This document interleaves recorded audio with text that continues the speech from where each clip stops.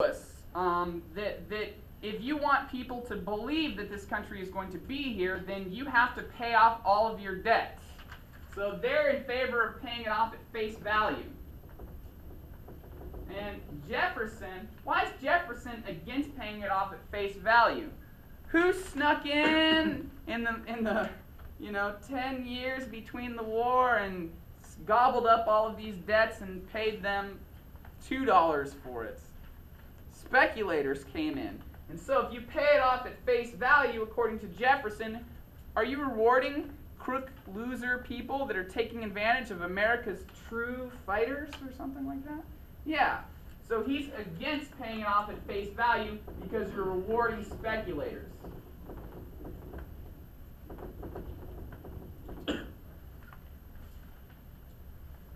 And one of the other thing that they had issues over was consolidation of state debt.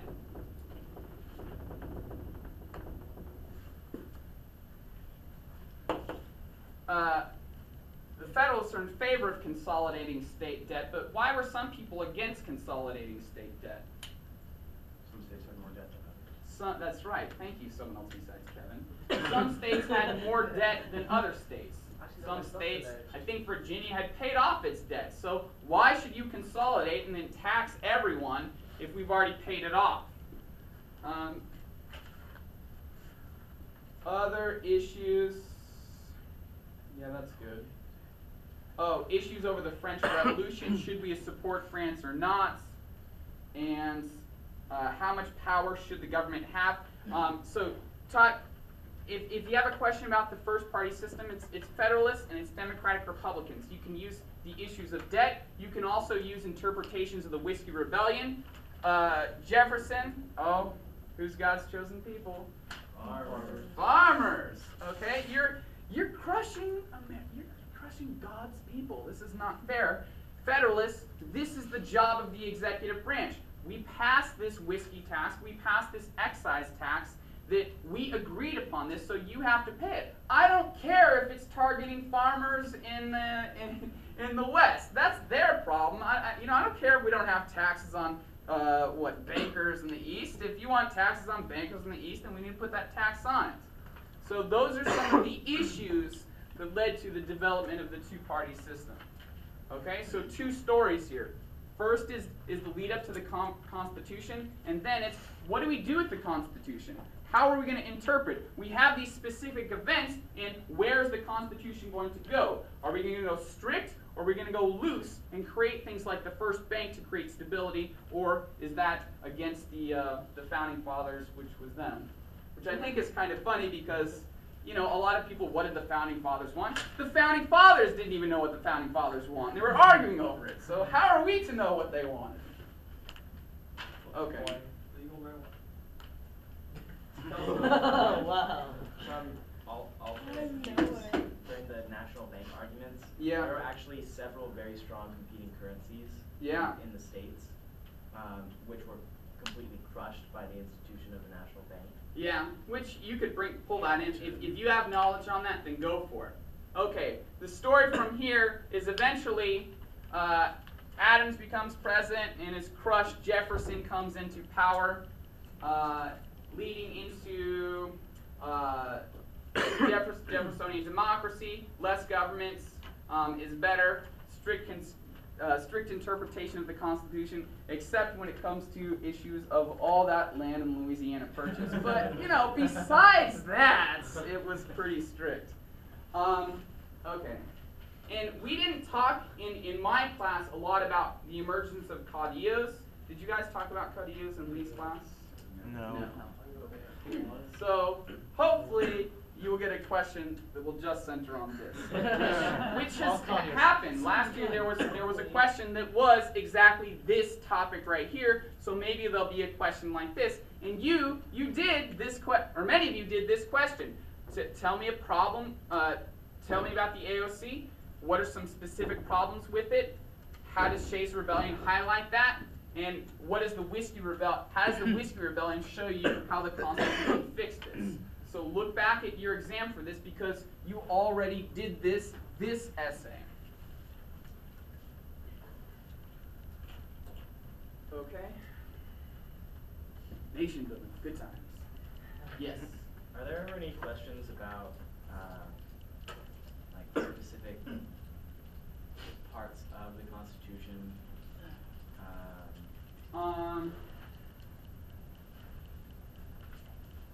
So if you look at like the third question there, the Constitution of the United States agreed between 1787 and 1791 was a revolutionary document for its time. To what extent do you agree with this claim? Oh, that's perfect. So like that, I mean, you could, I mean, if you wanted to, you can use what knowledge you have. You could talk about radicalism of Gordon S. Wood, the Declaration of Independence leading to the Constitution, or you can talk about the compromises that were made from this, or that it was trying to fix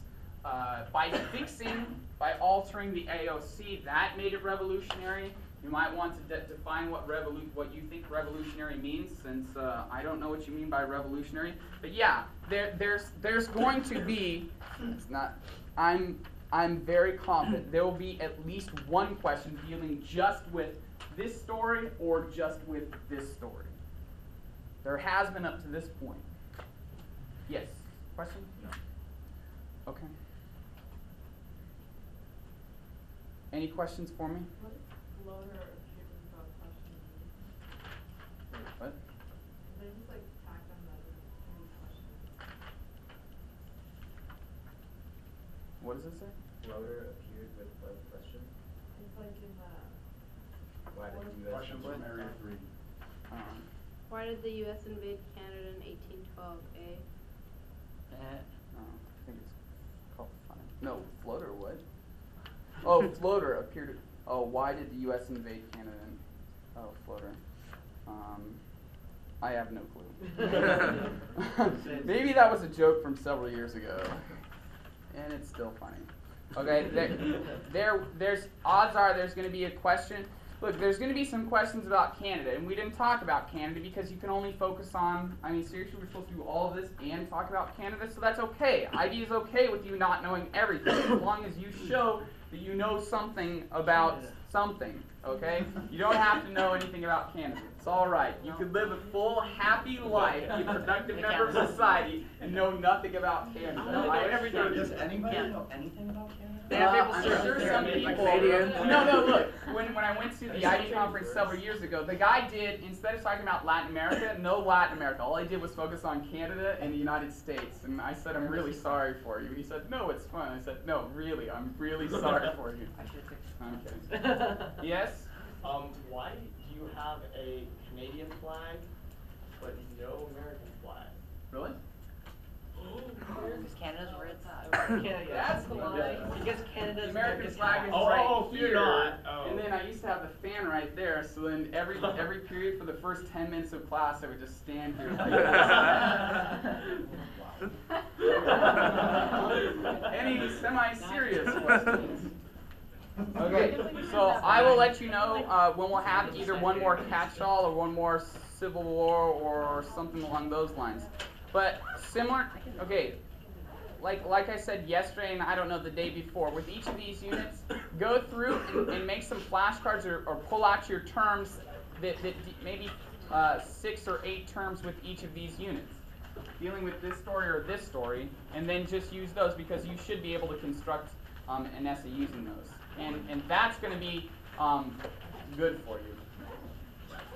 Yes? Where's your cutout of Abraham Lincoln? I think he's in the closet right now. Tom, everybody can please come out of the closet. He was in jail for a while, and then Terrence Macias left, and then the whole jail thing wasn't very funny, so. Anyways, thank you for coming. I will speak with you later.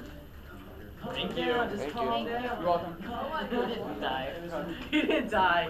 He just got hammered.